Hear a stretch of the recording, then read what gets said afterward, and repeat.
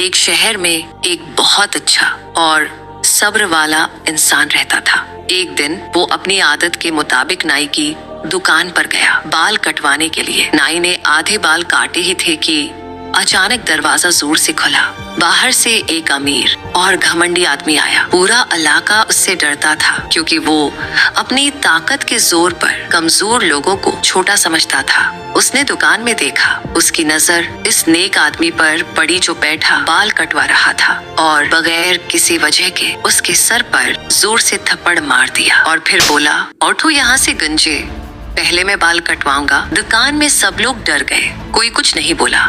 نیک آدمی کو تکلیف ہوئی لیکن اس نے غصہ نہیں کیا۔ وہ چپ چاپ اٹھا اور ایک طرف جا کر بیٹھ گیا، دل میں بس یہ کہا، اللہ میں یہ معاملہ تیرے حوالے کرتا ہوں۔ اسے لگا وہ جیت گیا، مگر اوپر والے کو کچھ اور ہی منظور تھا۔